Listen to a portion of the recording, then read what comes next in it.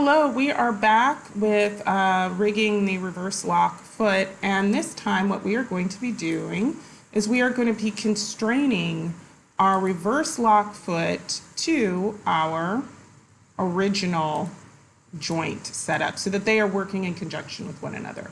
So we're also going to be constraining our IK handle as well. All right, and this of course is our IK handle.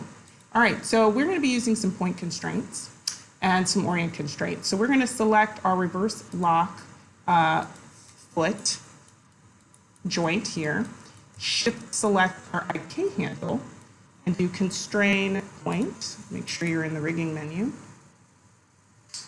And let's just go here and make sure our settings are reset and then add. So we have now made a point constraint. Okay. So next thing that we are going to do is select our reverse lock ball joint, okay, and our bind foot joint. Now, if it's easier for you to select them over here in the outliner, please do so. You're going to go to Constrain Orient Options box and make sure Maintain Offset is not checked and hit Add. Okay.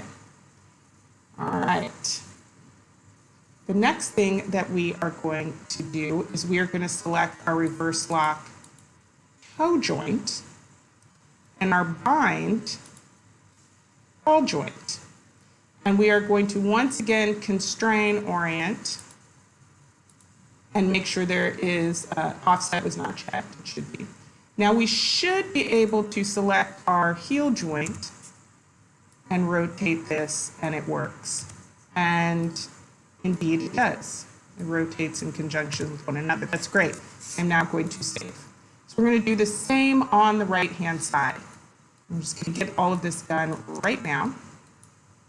So we're going to do that point constraint at first. So we're going to start with our reverse lock foot joint, and then select our IK handle, and then we are going to constrain point. Okay.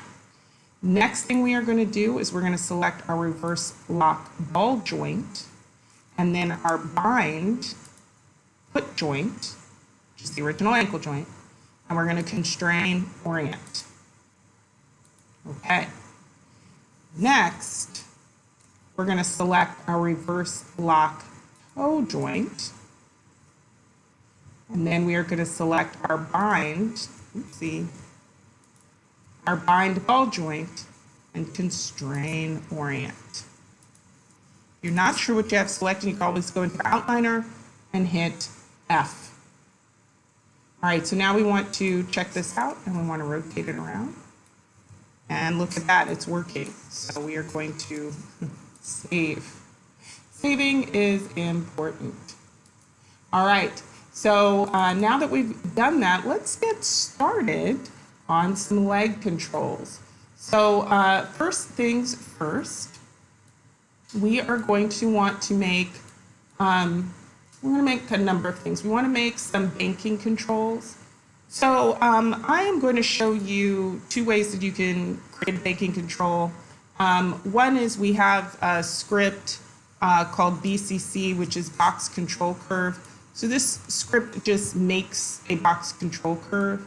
But if you don't have that script and you want to make a box control curve from scratch, here's what we are going to do. First off, we are going to create a curve tool, CV curve, and we're going to make it one linear.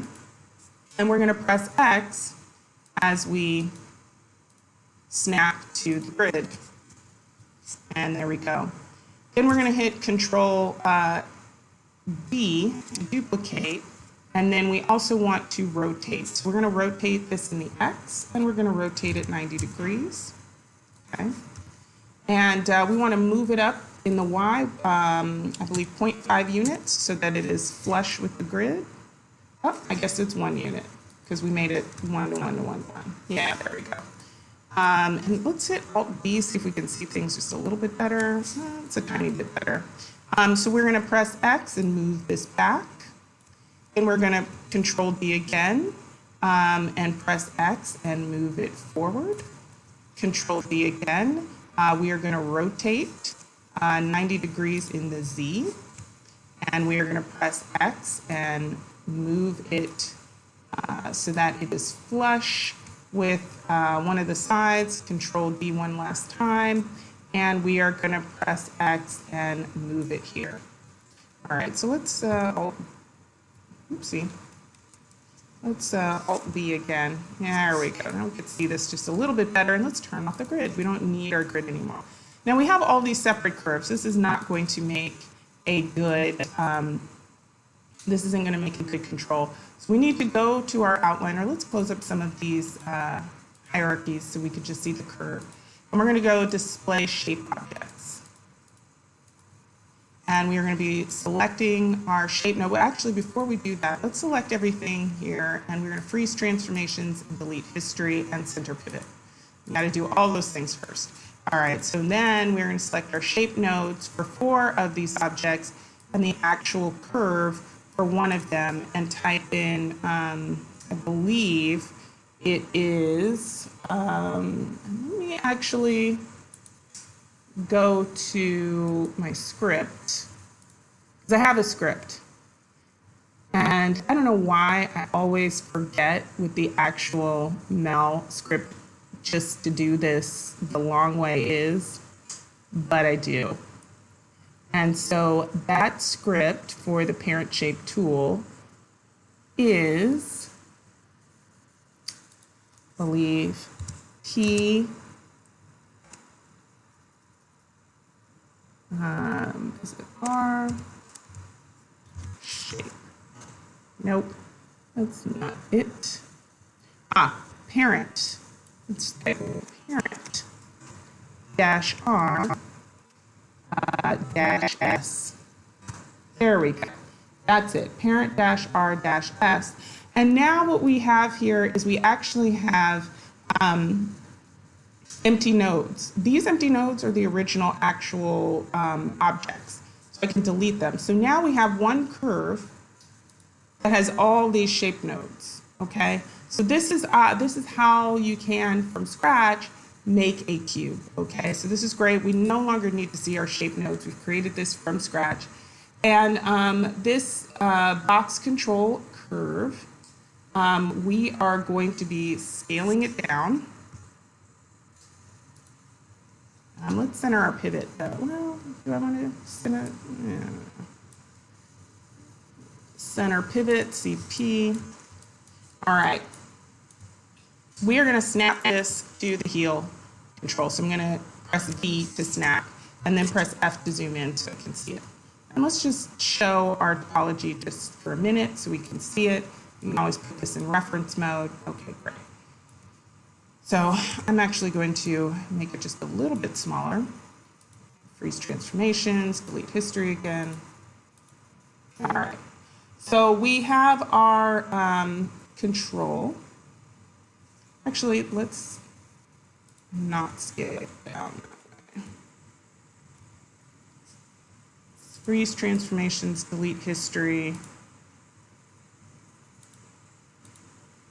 Let's do it this way. There we go.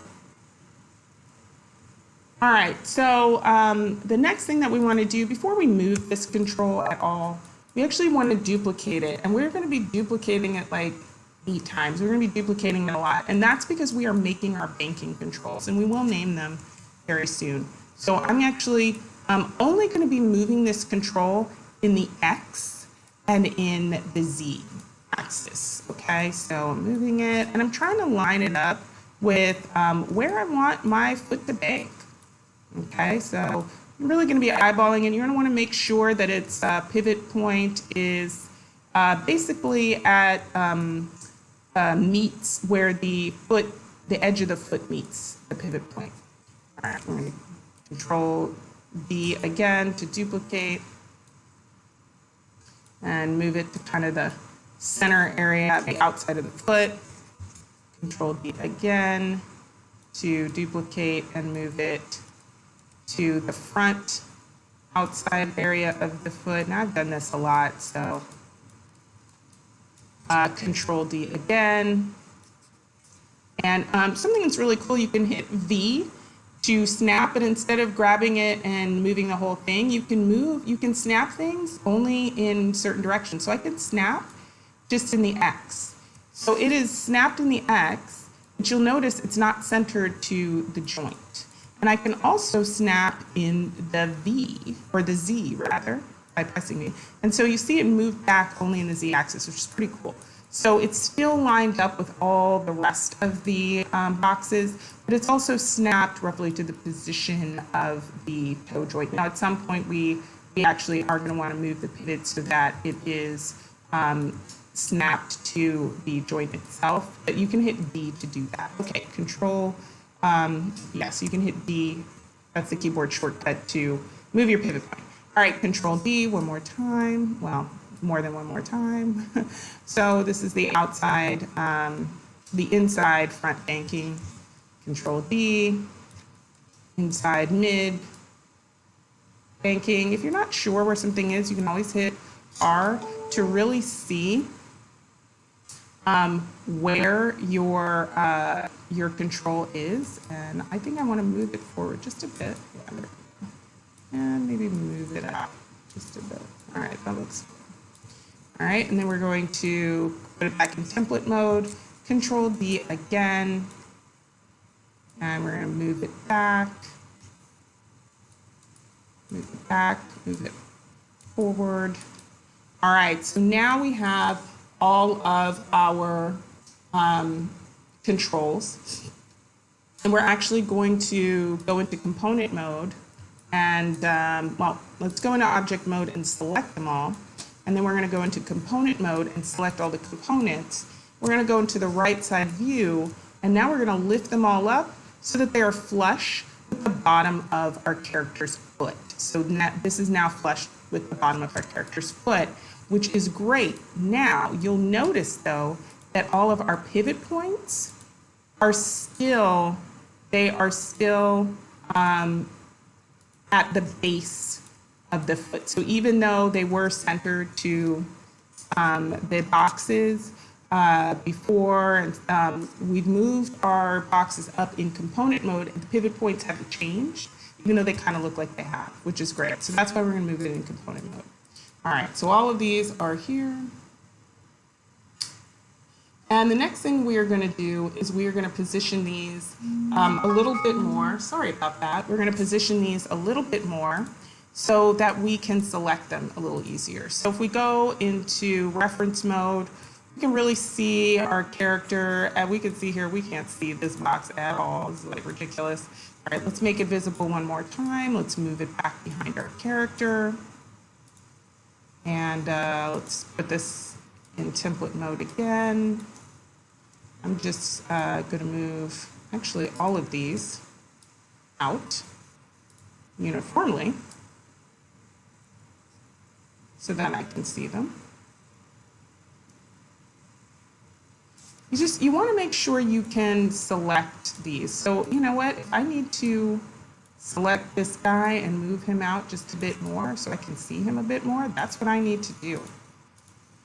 All right, so I mean this one I can't even see at all, right? So go back into template mode, and I'm going to move him out here. I'm going to select this one, move him out, and select this one and move him out. All right, so we have all of our controls and they're looking pretty good. Now we need to name them, and then we'll take a break. All right, so we're going to start with our heel, and we're also going to save. We haven't saved yet. It would be horrible if everything fell right now or crashed. So this is CC. It stands for control curve underscore L underscore heel 01. Now you can name these anything you want. I think control curve is a really good way to name it. But there's a lot of different naming conventions. So this one will be CC underscore L underscore. Now this is the back. So we could do back left, BKLT underscore foot pivot. You could do FT pivot, or you can actually type out foot pivot if you want. I'm going to shorten some of these names, just as long as you know what's going on. So if you don't know what FT means, then just type out the whole thing. All right, so the next one that I'm going to do is I'm going to grab this one, Control V, and just change back to mid. Right. And then change back to front, so FRNT. And then this is toe, this is the toe. So this is going to be CCL toe, one, that's one's easy. All right, so now we're just gonna transfer kind of these names to the other side. We're gonna change the LT right here to RT. It's still the left foot though.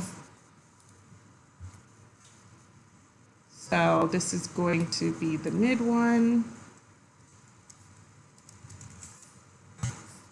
And should have probably just copied the name. Copy that. I'm going to go over here. I'm going to paste it and change this to RT. All right, and we are going to save, and we will continue on in the next video. All right, till next time.